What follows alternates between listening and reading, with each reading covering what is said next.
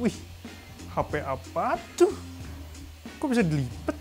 Ini Samsung Galaxy Z Flip 3. Bisa dilipat.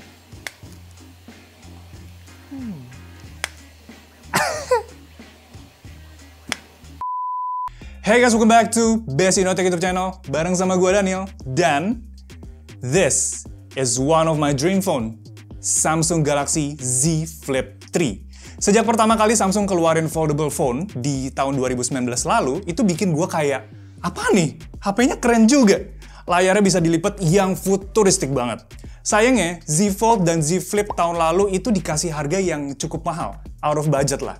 Sampai akhirnya tahun ini tuh muncul generasi baru yang lebih improve dan harganya lebih bersahabat.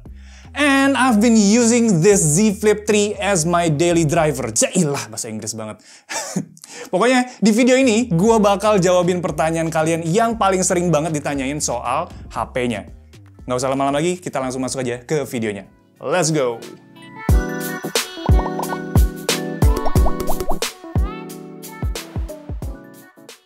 Oh, saya pernah lihat tuh di internet yang di tengah layarnya ada lipetan gitu ya, ada bekas lipetan ya. Itu nggak rusak apa dibuka tutup gitu, dipakai jangka lamanya bagus, bisa loh. Pertama kita bahas dulu pertanyaan yang paling sering ditanyain buat HP lipat, termasuk si Z Flip 3 ini, yaitu layar dan crease-nya. Buat crease di layar, awalnya sih emang sedikit mengganggu ya, kayak lihat foto atau video itu ada cekungan di tengah HP-nya. Tapi setelah hari kedua dan ketiga, gua pakai HP ini tuh jadi terbiasa aja. Nah, soal durabilitas layarnya sendiri, gua rasa kalian harus kasih perhatian lebih buat si Z Flip 3. Terutama bagian crease-nya yang fleksibel, dan tertulis juga ternyata di safety information yang ada di box, kalau menekan bagian crease terlalu kencang itu bisa menyebabkan kerusakan. Anti-goresnya sendiri itu eksklusif untuk Z Flip 3 dan nggak direkomendasikan untuk kalian lepas sendiri. Jadi walaupun di toko online ada yang jual anti-gores untuk HP lipat, tapi sebaiknya kalian ngurus aja HP-nya kalau misalnya ada masalah, itu ke service center Samsung. Dan selama seminggu, gua sendiri belum menemukan masalah apapun buat layar si Z Flip 3 ini. Tapi kalau memang ada, nanti gua bakal update lagi. Selain ngomongin crease dan durabilitas layarnya, Z Flip 3 itu ternyata dikasih upgrade di bagian refresh rate-nya yang jadi 120 Hz. Nah, itu bikin scrolling jadi smooth banget. Tapi gue sendiri jarang ya pakai si 120 Hz ini karena gue mencoba mencari cara untuk menghemat baterai dari HP ini yang nanti bakal gue bahas juga. Selain itu, layar Z Flip 3 ini panjang ya. Lebih panjang dari S10 Plus gua bahkan. Efeknya penggunaan pakai satu tangan itu agak susah. Tapi emang untuk nonton film sinema yang rasionya itu ceper gitu ya, panjang ceper, itu nggak ninggalin black screen di atas dan di bawah layarnya. Oh gitu. Itu bodinya solid nggak tuh? Kalau ditaruh di saku nyaman. So far selama gua pakai sih, gua berasa kalau Z Flip 3 ini solid banget ya. Sesolid HP yang gua pakai sebelumnya, S10 Plus. Bahkan terbilang kerasa lebih kokoh. Hinge-nya juga lebih solid dan bisa stay di angle apapun. Ukurannya sendiri ketika dilipat ya sangat compact. Kantong berasa jadi lebih lega dan kadang gua nggak berasa bawa HP gitu malah di kantong. Cuman emang kalau ditaruh di skinny jeans kayak punya gua itu bakal kelihatan nonjol. Selain improvement di body, Z Flip 3 ini juga ada upgrade di sertifikasi IPX8 water resistance. Tapi belum tahan debu ya, jadi tetap harus hati-hati terutama di engselnya. Nah, karena Z Flip 3 itu pakai bahan body dan hinge yang lebih solid, apakah dia bisa dibuka pakai satu tangan? Buat ngejawab bisa atau enggaknya, gue challenge teman-teman gue yang dari Best in Tech buat ngebuka Z Flip pakai satu tangan.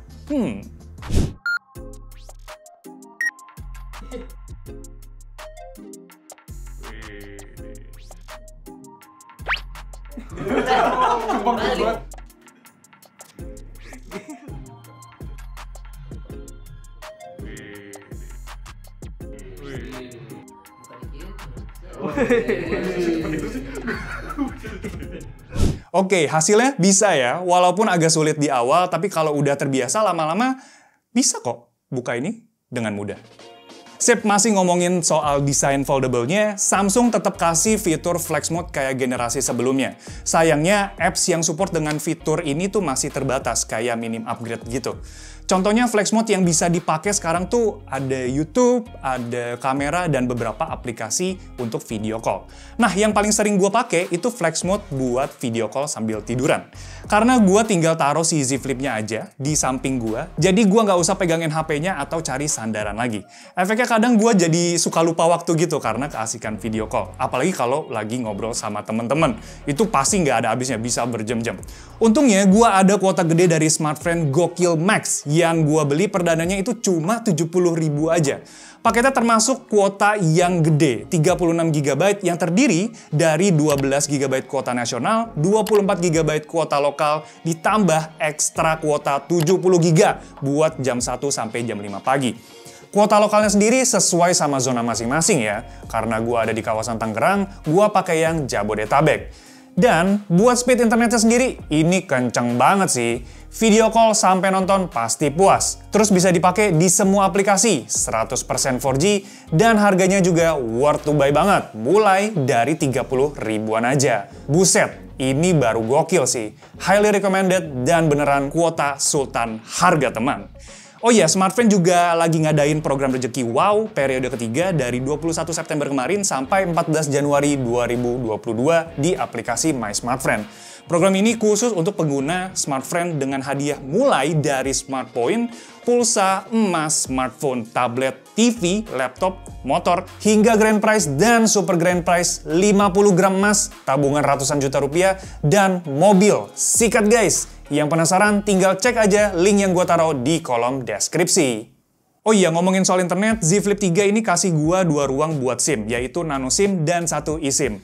Plus HP ini juga udah support 5G. Oh iya. Baterainya gimana tuh? Awet nggak? Dipakai seharian bisa? Sayangnya Samsung masih pakai kapasitas yang sama kayak generasi sebelumnya, yaitu 3300 mAh.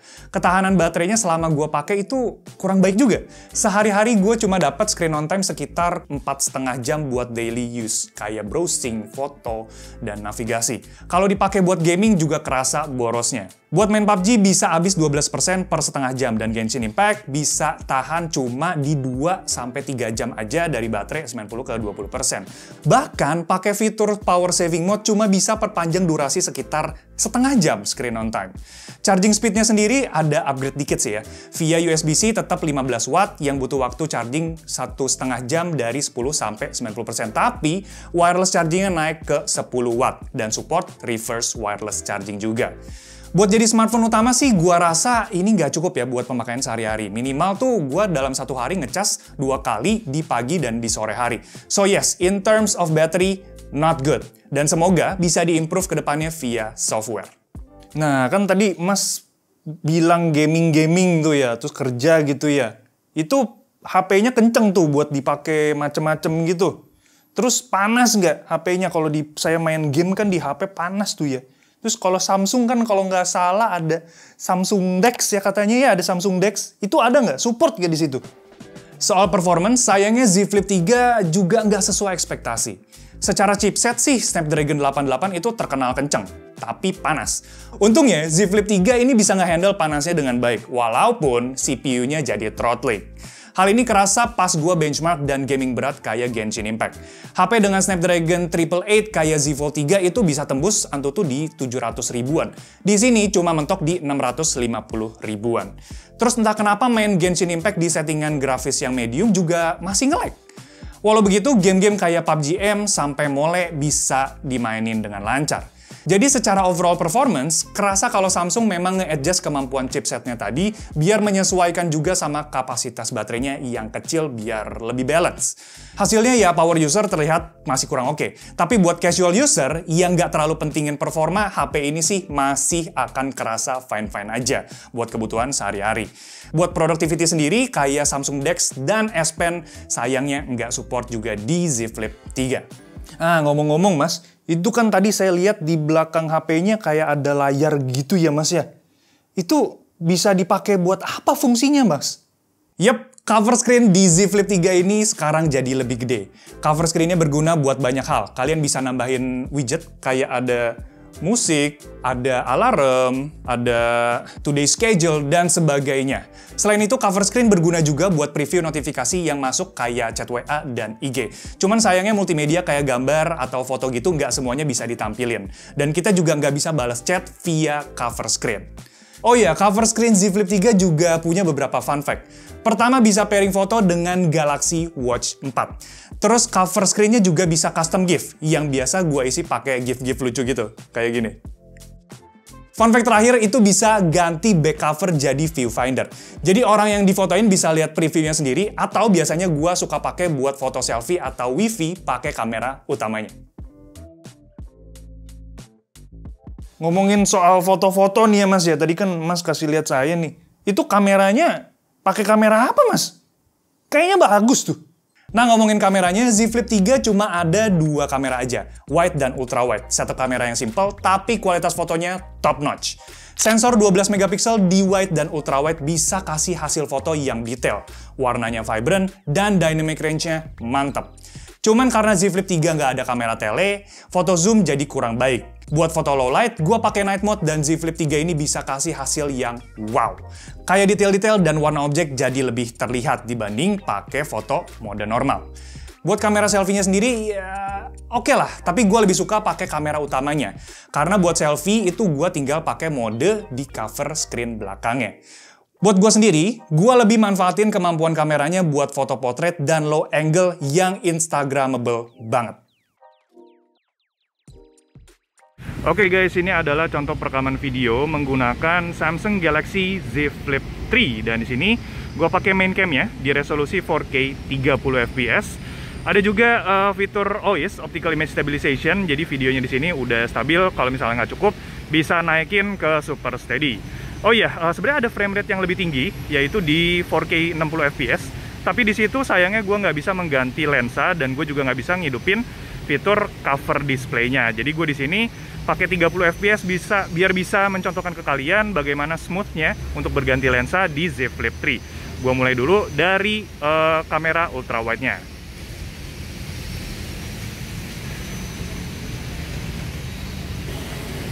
Oke, guys. Jadi menurut gue untuk in terms of quality, main cam dan ultra wide-nya udah cukup oke, warnanya vibrant dan detailnya juga dapet. Dan khusus untuk ultra wide-nya gue suka banget karena dia lebar banget ya. Dan untuk selfie-nya sayangnya menurut gue malah jadi kurang lebar, walaupun secara kualitas udah cukup oke.